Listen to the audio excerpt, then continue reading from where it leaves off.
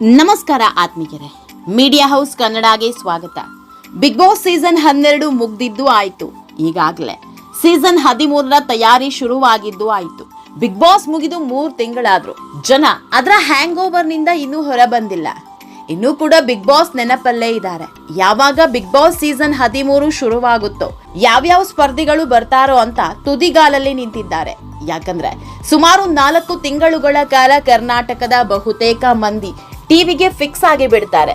ರಾತ್ರಿ 9:30 ಆದ್ರೆ ಸಾಕು, ಒಂದೇ ಒಂದು ದಿನವೂ ಮಿಸ್ ಮಾಡದಂತೆ ಬಿಗ್ ಬಾಸ್ ನೋಡ್ತಾರೆ. ಆ ಮಟ್ಟಿಗೆ ಬಿಗ್ ಬಾಸ್ ಕ್ರೇಜ್ ಕರುನಾಡಲ್ಲಿ ಶುರುವಾಗುತ್ತೆ. ಹೀಗಾಗಿ ಮುಂದಿನ ಸೀಸನ್ ಯಾವಾಗ ಶುರುವಾಗುತ್ತೆ ಅಂತ ಜನ ಕಣ್ಣರಳಿಸಿ ಕಾಯ್ತಿದ್ದಾರೆ.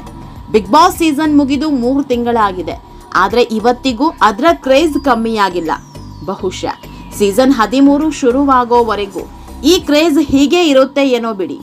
ಬಿಗ್ ಬಾಸ್ ಮನೆಯಲ್ಲಿ ಅತಿ ಹೆಚ್ಚು ಸದ್ದು ಮಾಡಿದವರು ಅಂದ್ರೆ 4-5 ಮಂದಿ ಮಾತ್ರ. ಅದರಲ್ಲಿ ಸ್ನೇಹದ ಹೆಸರಲ್ಲಿ ಜನರ ಮನಸ್ಸು ಗೆದ್ದವರು ಅಂದ್ರೆ ಗಿಲ್ಲಿ, ರಘು ಹಾಗೂ ರಕ್ಷಿತಾ. ಅದರಲ್ಲೂ ಗಿಲ್ಲಿ ಹಾಗೂ ರಘು ಸ್ನೇಹವನ್ನ ಇಡೀ ಕರ್ನಾಟಕದ ಜನರೇ ಮೆಚ್ಕೊಂಡಿದ್ರು. ಒಂದೆರಡು ಬಾರಿ ಇಬ್ಬರ ಮಧ್ಯೆ ಮನಸ್ತಾಪ ಬಂದಿದ್ದಿದೆ, ಆದ್ರೆ ಇಬ್ರು ದೂರ ಆಗಿರ್ಲಿಲ್ಲ. ಮನಸ್ತಾಪಗಳನ್ನೆಲ್ಲ ಮರೆತು ಮತ್ತೆ ಒಂದಾಗಿದ್ರು. ಹೀಗಾಗಿ ಇಡೀ ಸೀಸನ್ ನಲ್ಲಿ ಆಪ್ತ ಮಿತ್ರರು ಅಂತ ಕರೆಸ್ಕೊಂಡವರು ಗಿಲ್ಲಿ ಹಾಗೂ ರಘು.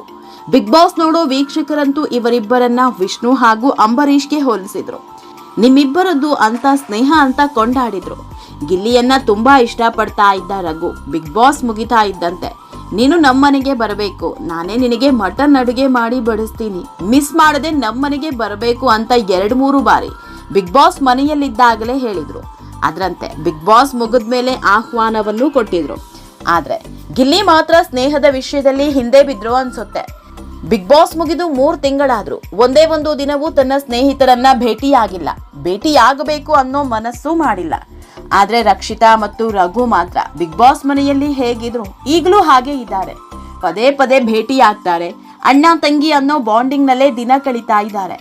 ಆದ್ರೆ ಗಿಲ್ಲಿ ಮಾತ್ರ ಆ ಸ್ನೇಹ ಅನ್ನೋದೆಲ್ಲ ಬಿಗ್ ಬಾಸ್ ಮನೆಗೆ ಮುಗಿದೋಯ್ತು ಅನ್ಕೊಂಡ್ರ ಒಂದೂ ಗೊತ್ತಾಗ್ತಿಲ್ಲ. ಗಿಲ್ಲಿ ನಡೆ ಬಗ್ಗೆ ಹಲವರು ಅಸಮಾಧಾನ ವ್ಯಕ್ತಪಡಿಸೋದಕ್ಕೆ ಶುರುವಾಗಿದ್ದಾರೆ. ಇದೆಲ್ಲದ್ರ ಬಗ್ಗೆ ಇವತ್ತಿನ ವಿಡಿಯೋದಲ್ಲಿ ಹೇಳ್ತಾ ಹೋಗ್ತೀವಿ. ಅದಕ್ಕೂ ಮೊದಲು ನೀವಿನ್ನೂ ನಮ್ಮ ಚಾನೆಲ್ನ ಸಬ್ಸ್ಕ್ರೈಬ್ ಮಾಡಿಲ್ಲ ಅಂದ್ರೆ ಮಿಸ್ ಮಾಡಬೇಡಿ, ಈಗಲೇ ಸಬ್ಸ್ಕ್ರೈಬ್ ಮಾಡಿ. ಈ ವಿಡಿಯೋನ ಕೊನೆವರೆಗೂ ನೋಡಿ, ನಿಮ್ಮ ಅನಿಸಿಕೆಗಳನ್ನ ಕಾಮೆಂಟ್ ಮಾಡಿ. ಆತ್ಮೀಯರೇ, ಬಿಗ್ ಬಾಸ್ ಮುಗಿದು 3 ತಿಂಗಳಾಯಿತು. ಈ 3 ತಿಂಗಳಲ್ಲಿ ಒಂದೇ ಒಂದು ದಿನವೂ ಫ್ರೀ ಅನ್ನೋದೇ ಗಿಲ್ಲಿಗೆ ಸಿಕ್ಕಿಲ್ವಾ? ಆ ಒಂದು ದಿನದಲ್ಲೂ ತಮ್ಮ ಗೆಳೆಯರನ್ನ ನೋಡಬೇಕು ಅನ್ನಿಸ್ಲಿಲ್ವಾ? ಇದಕ್ಕೆ ಉತ್ತರ ಇಲ್ಲ. ಕೆಲ ದಿನಗಳ ಹಿಂದೆ ಒಂದು ಸುದ್ದಿಯಾಗಿತ್ತು, ಇನ್ಸ್ಟಾಗ್ರಾಮ್ನಲ್ಲಿ ಗಿಲ್ಲಿಯನ್ನ ರಘು ಅನ್ಫಾಲೋ ಮಾಡಿದ್ದಾರೆ ಅಂತ. ಈ ವಿಷಯ ಸೋಷಿಯಲ್ ಮೀಡಿಯಾದಲ್ಲಿ ದೊಡ್ಡ ಚರ್ಚೆಯಾಗಿತ್ತು. ಕೊನೆಗೆ ಇದೇ ವಿಷಯ ಗಿಲ್ಲಿವರೆಗೂ ಹೋಗಿತ್ತು. ಪತ್ರಕರ್ತರು ಕೇಳಿದ ಪ್ರಶ್ನೆಗೆ ಗಿಲ್ಲಿ ಕೂಡ ಅಸಲಿ ಸತ್ಯ ಹೇಳಿದ್ರು. ನಿಮ್ಮ ಮಧ್ಯೆ ಏನಾದ್ರೂ ಮನಸ್ತಾಪ ಆಯ್ತಾ? ನಿಮ್ಮ ಮೇಲೆ ರಘು ಬೇಜಾರಾಗಿದ್ದಾರ ಅಂತ ಕೇಳ್ತಾ ಇದ್ದಂತೆ ಹಾಗೇನಿಲ್ಲ ಅಂದಿದ್ರು ಗಿಲ್ಲಿ.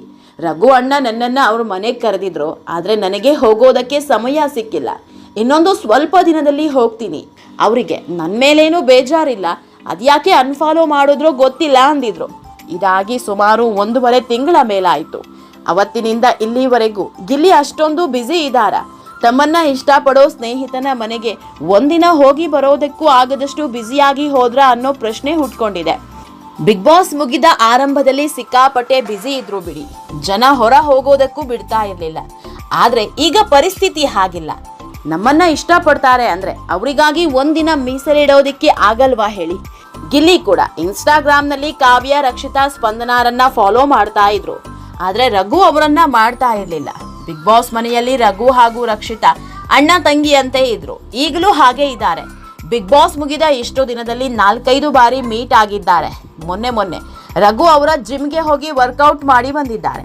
ಆದ್ರೆ ಗಿಲ್ಲಿ ಸ್ನೇಹ ಮಾತ್ರ ಬಿಗ್ ಬಾಸ್ ಮನೆಗೆ ಮಾತ್ರ ಸೀಮಿತ ಆಯ್ತಾ ಅನ್ನೋ ಅನುಮಾನ ಹುಟ್ಟಿಸಿದೆ. ಆತ್ಮೀಯರೇ, ಈ ವಿಡಿಯೋ ನಿಮಗೆ ಇಷ್ಟವಾದಲ್ಲಿ ಲೈಕ್ ಮಾಡಿ, ಶೇರ್ ಮಾಡಿ, ಕಾಮೆಂಟ್ ಮಾಡಿ. ಇನ್ನೂ ನಮ್ಮ ಚಾನೆಲ್ನ ಸಬ್ಸ್ಕ್ರೈಬ್ ಮಾಡಿಲ್ಲ ಅಂದ್ರೆ ಮಿಸ್ ಮಾಡಬೇಡಿ, ಈಗಲೇ ಸಬ್ಸ್ಕ್ರೈಬ್ ಮಾಡಿ.